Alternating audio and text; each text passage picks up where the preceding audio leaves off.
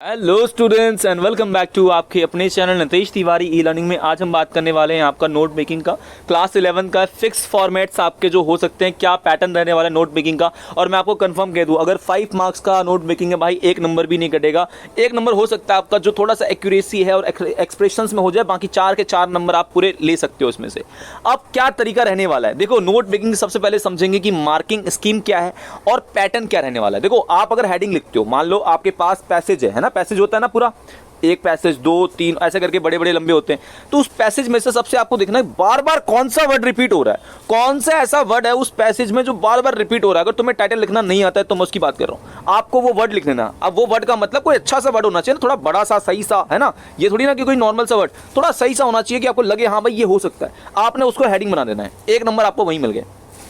दूसरा होता है एब्रीविएशन, और एब्रीविएशन का मतलब होता है किसी भी शब्द को थोड़ा छोटा करके लिखना। मान लो है एग्जाम्पल, ठीक है, तो एग्जाम्पल तो बड़ा वर्ड है भाई, है ना, EXAMPLE, लेकिन आपने क्या करना है, EX लिख देना है और डॉट लगा देना है। ये हो गया एब्रीविएशन, किसी भी बड़े शब्द को छोटा कर देना हो जाता है एब्रीविएशन। आपने कम से कम 4 एब्रीविएशन बनाने, उनको ऐसे थोड़े से छोटे से बॉक्स में बंद भी कर देना है, ठीक है। आपको 1 नंबर यहां मिल जाएगा। फिर आती है बात जो मेन यहाँ पे हेडिंग सब हेडिंग ना, बच्चा यहाँ गच्चा खा जाता है, मतलब यहाँ प्रॉब्लम आ जाती है उसको। देखो यार, सबसे पहले आपको हेडिंग लिखनी होती है। जब आपने टाइटल ऊपर लिख दिया ना, तो टाइटल के बाद जो आपको चीज़ करनी होती है वो होती है हेडिंग। अब आपने हेडिंग जैसे लिख दिया तो 1 2 और 3 ये उसकी सब हेडिंग होगी। अब हेडिंग कैसे बनाएंगे सर, हमें समझ नहीं आ रहा है। मैं वही कह रहा हूँ, जो पहला पैसेज होगा, पहला आपका जो पार्ट रहेगा जिसमें 5 से 7 लाइनें जो होती है पहले ऊपर वाली, वहां देखो सबसे ज्यादा आपका कौन सा वर्ड रिपीट हो रहा है, कौन सी चीजें बताने की कोशिश कर रहा है। अगर थोड़ा समझ पा रहे हो तो उसको हेडिंग बना देना, और उससे जो रिलेटेड बातें होंगी उस हेडिंग से वो आप इस सब पॉइंट्स में लिख दोगे और रिलेटेड लिखोगे। भाई कोई गलत भी लिख रहे हो आप अगर मान लो, लेकिन रिलेटेड है उस टॉपिक से, उसका संबंध मिल रहा है भाई, सीक्वेंस मिल रहा है, इसका मतलब आपने यहीं पर टीचर के साइकोलॉजिकल प्रेशर बना दिया। अब टीचर आपके नंबर काटेगा नहीं। आपने सेम करना है 3 बार ऐसा, एक बार हो गया, अब आपने दोबारा दूसरी सब हेडिंग बनानी है। अब आपने दूसरी हेडिंग बनाई, उसकी सब हेडिंग, अब सेम वही दूसरे पैसेज से दूसरा जो वर्ड मिल रहा है उसको लिख दो, वर्ड या लाइन मिल रही है, और उसके बाद 3 सब हेडिंग आप बना दो, थोड़ी सी अच्छे से लाइन में 2 3 4 5 वर्ड की एक लाइन मतलब बना दो, कोई दिक्कत नहीं है। आपने 2 बार कर लिया, अब तीसरी बार भी आपने एक हेडिंग बनानी है और उस हेडिंग की 1 2 3 सब हेडिंग बना देनी है।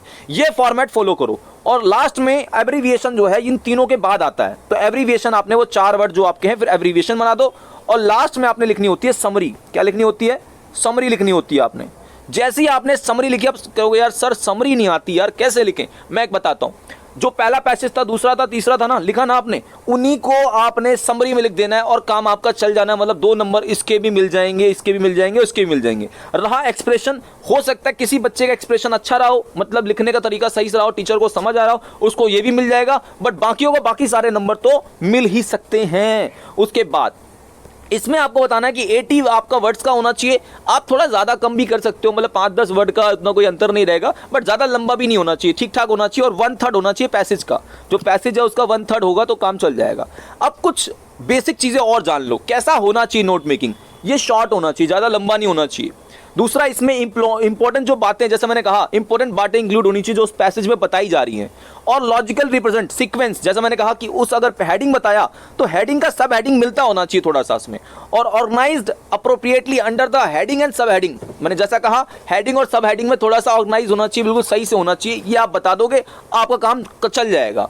अब वही जो फॉर्मेट मैंने आपको ऊपर समझा दिया है लगभग यहां पर है। यहां थोड़ा सा और डिफिकल्ट कर दिया कि हेडिंग के बाद सब हेडिंग और फिर सब हेडिंग के पॉइंट्स बता दिए। ये थोड़ा सा बच्चा नहीं कर पाएगा, जैसे मैंने ऊपर बताया आप उसे कर लो, ज्यादा बेस्ट वो तरीका आपका रहने वाला है। एक चीज और, आपको फ्रेजेस ज्यादा ना लेंदी नहीं करने हैं, ठीक है। आपको अवॉइड करना है कि ज्यादा लंबे ये आपके हेडिंग सब हेडिंग ज्यादा लंबे ना हो, ठीक ठाक से हो, तो आप काम चल जाएगा।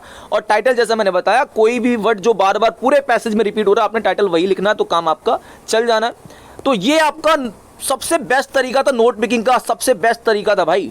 और जैसा आपको थोड़ा एब्रीविएशन का थोड़ा और उदाहरण दे देता हूं। एब्रीविएशन मान लो क्या होता है भाई, यूज ऑफ एब्रीविएशन, जिसमें आपको क्या करना है, कैपिटल लेटर्स की अगर हम बात करें तो थोड़ा सा मतलब सिंबॉलिकली थोड़ा उसको छोटा कर देना होता है। जैसे इसमें एग्जांपल दे रखा है कि भाई गवर्नमेंट को गवर्नमेंट, जैसे गवर्नमेंट तो पूरा स्पेलिंग आपका होता है, लेकिन गवर्नमेंट को शॉर्ट कर दिया, इंग्लिश को शॉर्ट कर दिया, आपका जो संस्कृत मान लो उसको शॉर्ट कर दिया। तो ये थोड़ा सा एब्रीविएशन का तरीका होता है, बाकी सेम फॉर्मेट रहने वाला है। और सारी बिल्कुल क्लियरली से सारी चीजें मैंने समझा दी। मेरी बातें मान लो, एक भी नंबर नहीं कटने वाले भाई, सारे नंबर कल आएंगे। कल ही आगे बोलोगे भैया बहुत बढ़िया पेपर गया है। तो भाई चैनल पर नए हो चैनल को सब्सक्राइब कर लो, बेल आइकन को दबा दो ताकि आप तक मेरी सारी जो वीडियोज़ हैं इंग्लिश की और भी जो चीज़ें हैं वो आप तक पहुँच सकें। तो इसी के साथ दोस्तों जय हिंद।